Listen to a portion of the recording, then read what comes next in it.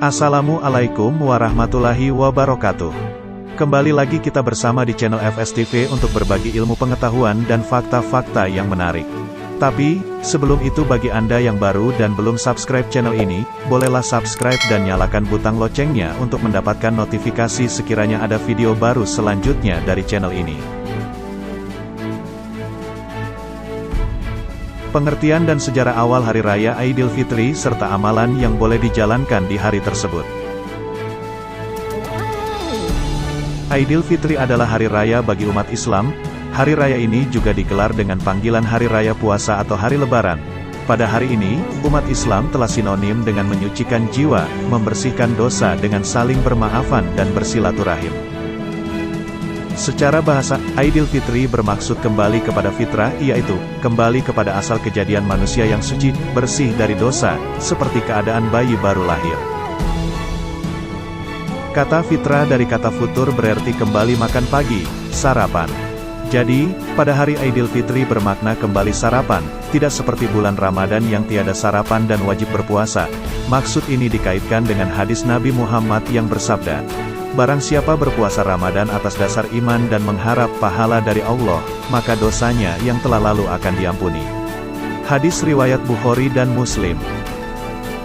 Sebelum ajaran Islam diturunkan kepada Nabi Muhammad di kota Mekah, masyarakat Arab Jahiliyah Arab telah memiliki dua hari raya, yaitu perayaan Nairus dan Mahrajan. Kedua-dua perayaan ini merupakan tradisi yang berasal dari zaman Persia kuno. Kaum Arab Jahiliyah menyambut perayaan itu dengan tarian, seperti tarian perang dan ketangkasan, selain menyanyi dan memakan makanan enak dan minuman yang memabukkan. Ketika itu juga setiap kaum mempunyai hari raya masing-masing. Setelah itu, turunnya kewajiban untuk menunaikan ibadah puasa Ramadan pada tahun 2 Hijrah.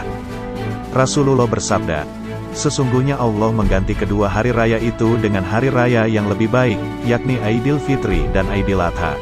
Hadis riwayat Daud dan Nasai. Hari Raya Aidilfitri pertama kalinya dirayakan umat Islam selepas Perang Badar pada 17 Ramadan tahun kedua Hijrah. Dalam pertempuran itu, umat Islam meraih kemenangan walau 319 orang tentara muslimin menentang 1000 pasukan kafir Quraisy. Jadi pada tahun itu, Rasulullah dan para sahabat merayakan dua kemenangan, yaitu kejayaan dalam Perang Badar dan kejayaan menakluk hawa nafsu sepanjang sebulan berpuasa. Dari sinilah lahirnya ungkapan Minal Aidin wal Faizin yang lengkapnya ungkapan doa kaum muslim saat itu. Allahumma ja'alna minal aidin wal faizin, ya Allah, jadikanlah kami termasuk orang-orang yang kembali dari Perang Badar dan mendapatkan kemenangan. Diriwayatkan, Rasulullah dan para sahabat menunaikan sholat Aidilfitri yang pertama dalam keadaan luka-luka yang masih belum pulih dan letih akibat Perang Badar. Dari Jubair bin Nufair, dia berkata, bahwa jika para sahabat Rasulullah pada hari raya Aidilfitri dan Aidil Adha, dan berjumpa satu sama lain, mereka saling mengucapkan, "Taqabbalallahu minna wa minka." Semoga Allah menerima amal kami dan amal kalian. Menurut Ibnu Katsir, pada hari raya Aidilfitri yang pertama, Rasulullah pergi meninggalkan masjid menuju ke suatu kawasan lapang dan menunaikan sholat Aidilfitri di situ. Sejak itulah, baginda dan para sahabat menunaikan sholat Aidilfitri di lapangan terbuka.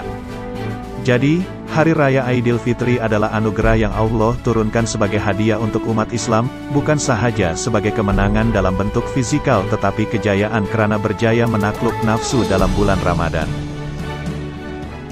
Seharusnya, umat Islam menyambut Hari Raya Aidilfitri dengan membanyakkan bertahmid dan bertasbih sebagai tanda bersyukur kepada Allah bersempena dengan kemuliaan hari kemenangan itu. Diterangkan dalam hadis Rasulullah yang diriwayatkan oleh Abu Hurairah, maksudnya, hiasilah hari raya kamu dengan takbir dan tahmid. Ini bermakna, seseorang muslim itu sangatlah digalakkan dan dituntut agar menghidupkan hari raya dengan segala amalan yang dapat mendekatkan diri kepada Allah bagi menjamin hati agar tidak mati dan menjadi hamba yang penuh takwa. Berikut adalah 7 amalan yang digalakkan sempena menyambut Aidilfitri.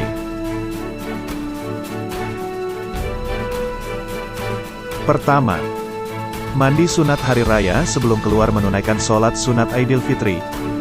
Ulama besar tabi'in Said bin Jubair berkata, 3 perkara sunnah di hari raya yaitu antaranya, mandi sunat sebelum keluar sholat hari raya. Kedua, menjamah makanan sebelum keluar.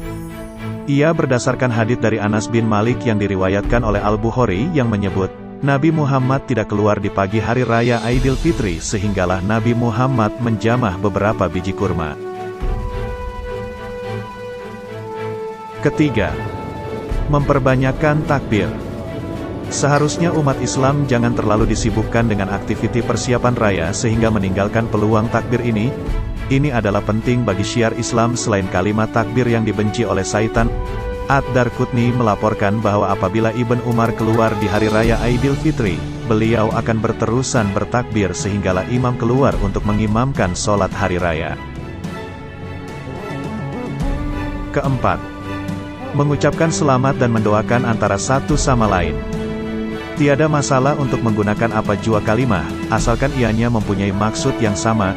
Bagaimanapun, kalimah yang digunakan di zaman Nabi Muhammad adalah taqabbalallahu minna wa minkum. Artinya, semoga Allah menerima amalan dan ibadat di Ramadan, kami dan kamu. Disebut dalam sebuah riwayat, artinya, berkata Watilah, aku bertemu Rasulullah pada hari raya dan aku katakan pada baginda, taqabbalallahu minna wa minka. Baginda menjawab, ya, taqabbalallahu minna wa minka. Al-Baihaqi, rujuk perbincangan di Fath al-Bari, 2/446. Kelima, memakai pakaian terbaik yang ada. Walaupun demikian, perlulah mengikut kemampuan dan tiada pembaziran dibenarkan.